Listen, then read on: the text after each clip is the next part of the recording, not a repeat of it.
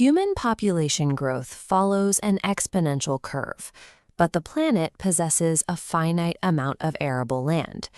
We are rapidly approaching a hard geometric limit, where traditional farming simply runs out of space. The core biological conflict here is that natural plant evolution optimizes for species survival, creating seeds that disperse easily or stems that resist wind. It does not optimize for maximizing human caloric or nutritional intake. To guarantee food security, modern biologists operate as genetic engineers. They override natural evolutionary limits by manipulating plant genomes at specific structural levels to force the biological output we need. For the WBCHSE exam, you must understand 3 distinct scales of this engineering. The first is the chromosomal scale, where we multiply entire genomes through a mechanism known as polyploidy. The second is the allelic scale, where we shuffle existing genetic traits to maximize physiological vigor through hybridization and heterosis. The third is the molecular scale, where we insert entirely foreign genes to build novel biochemical pathways, a process called biofortification. Mastering crop improvement means understanding how these 3 scales, chromosomal, allelic, and molecular, integrate to construct a highly efficient, superior biological machine. Starting at the macro level, we use polyploidy to expand the plant's structural capacity. Polyploidy is the condition where an organism possesses more than 2 complete sets of homologous chromosomes. This chart shows the exact mechanical trigger required to achieve this state. During cell division, spindle fibers fail to pull the chromosomes apart. Biologists artificially induce this non-disjunction using chemical agents like colchicine, trapping a doubled set of chromosomes inside a single daughter nucleus.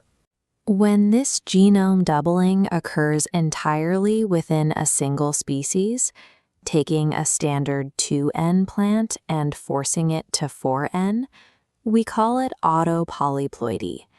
The resulting cell requires a much larger volume to house the doubled genetic material. Phenotypically, this translates to massive increases in vegetative mass, larger fruits, and often due to uneven chromosome segregation in later generations, the production of seedless varieties, like specific commercial watermelons and potatoes. The process takes on a different function with allopolyploidy. Here, breeders hybridize 2 entirely different plant species first, and then induce chromosome doubling. The classic syllabus example is triticale. This robust cereal grain is an intergeneric cross between wheat and rye, combining the high yield of wheat with the rugged disease resistance of rye. The immediate biological problem with this cross is that the initial F1 hybrid is completely sterile.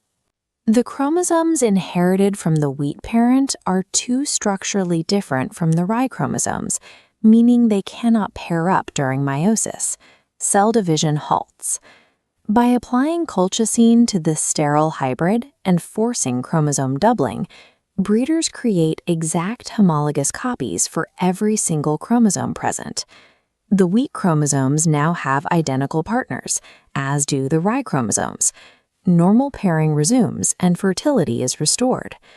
Polyploidy acts as a way to expand the plant's fundamental hardware, enabling physical yields and viable interspecies combinations that cannot exist in standard diploid nature. Stepping down to the allelic scale, crop improvement historically relied on classical crossbreeding, a labor-intensive process of manually isolating and combining specific parent lines. Biologists categorize this hybridization by genetic distance. Intervarietal crosses between different strains of the same species, interspecific crosses between 2 species in the same genus, and intergeneric crosses between entirely different genera. Regardless of the distance, the strict target outcome of these crosses is a phenomenon known as heterosis, or hybrid vigor. Heterosis is the specific metric where the resulting F1 offspring biologically outperforms both of its highly inbred homozygous parents in terms of yield, growth rate, or stress resistance. The question is mechanical. Why exactly does an F1 hybrid outpace a genetically pure parent line? This matrix represents the dominance hypothesis. Parent A is a heavily inbred line. Over successive generations of self-pollination, it has accumulated a series of deleterious or defective recessive alleles, shown here as dead zones in the genetic code. The second inbred line, parent B, also carries defective recessive alleles. Crucially, because it is a different lineage, its genetic dead zones are located at entirely different loci along the chromosome. When we cross these two lines, the functional dominant alleles from parent A chemically mask the defective recessive alleles from parent B, and vice versa. The resulting F1 genome has no dead zones. The F1 generation achieves maximum heterozygosity. Every defective trait is hidden by a working dominant copy, directly translating to maximum physiological output. If polyploidy builds a larger physical chassis for the plant, Heterosis optimizes its existing software by systematically burying all the defective code. Moving to the molecular scale, we encounter a strict limit to classical breeding. You cannot crossbreed for a nutritional trait if the necessary genes do not exist anywhere in that species' gene pool. To solve this, we rely on biofortification, the highly specific breeding of crops to express elevated levels of essential vitamins, minerals, or vital proteins. The global health crisis of vitamin A deficiency provides the clearest example. By comparing standard white rice on the left with engineered golden rice on the right, you can physically see the result of a transgenic intervention. This biochemical pathway chart illustrates the mechanical problem. Standard rice plants successfully produce beta-carotene in their leaves. However, the endosperm, the edible rice grain, naturally lacks the specific enzymes required to complete the synthesis pathway. The chemical chain is broken midway. To fix this, geneticists identified two specific external genes that could produce the missing enzymes and bridge the gap. First, they extracted the Psi gene, or phytosine synthase, from daffodils and inserted it into the rice genome to repair the first missing link. Second, they extracted the CRTI gene, or carotene desaturase, from the soil bacterium Erwinia uridovera. Inserting this completes the chain. With these two foreign genes active, the endosperm successfully synthesizes beta-carotene, accumulating the provitamin A that gives the grain its distinct golden color.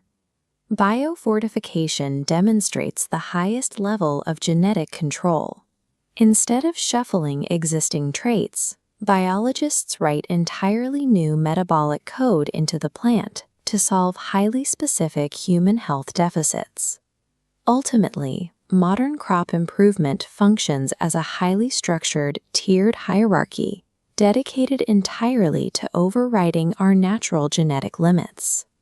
At the top level, polyploidy manipulates entire chromosome sets to build a larger biological chassis and force compatibility between different species. At the intermediate level, heterosis manipulates alleles, crossing specific parent lines to mask deleterious mutations and maximize physical vigor. At the foundational level, transgenic biofortification injects novel molecular code to produce nutritional outcomes that nature never intended.